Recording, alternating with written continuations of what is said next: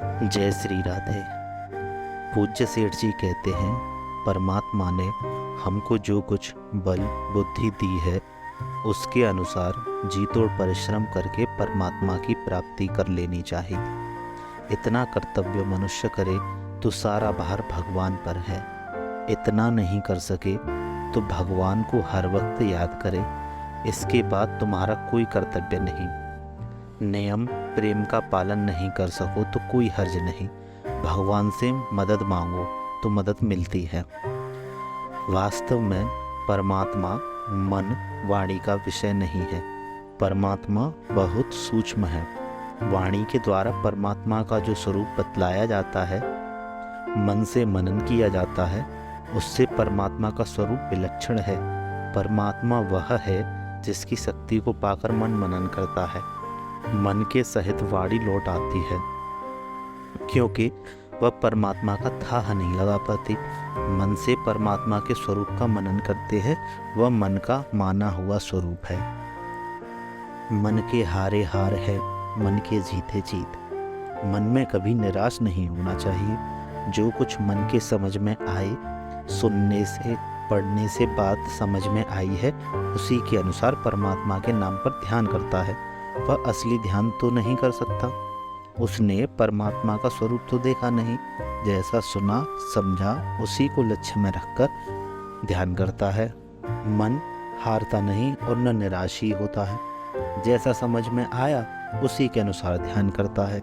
साधन करने के फलस्वरूप परमात्मा की प्राप्ति होती है। भगवान ने यह बात कही है कि तू जैसा मेरा स्वरूप मानता है वैसे ध्यान करे तो असली रूप की प्राप्ति हो जाती है।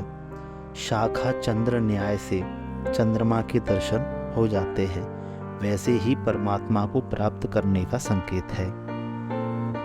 यद्यपि मन के समझ में आए हुए परमात्मा के स्वरूप से वह असली स्वरूप विलक्षण है, उसको लक्ष्य में रखकर साधन करने के फलस्वरूप परमात्मा की प्राप्ति हो जाती है।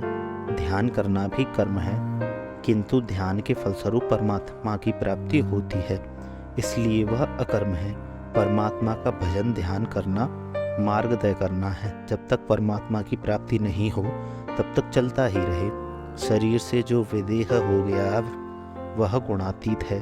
देहमान छूट गया वह गुणातीत है, वही महात्मा है। अब बात आती है कि मुक्ति का स्वरूप क्या है। मुक्ति का स्वरूप है बंधनों से छूट जाना, काम क्रोध लोभ मोह आदि से छूट जाना, आनंदमय सच्चिदानंद घन बन जाना। जो भगवान का स्वरूप है वही मुक्ति का और मुक्त का स्वरूप है। परमात्मा क्लेश कर्म विपाक से रहित है और मुक्त स्वरूप है।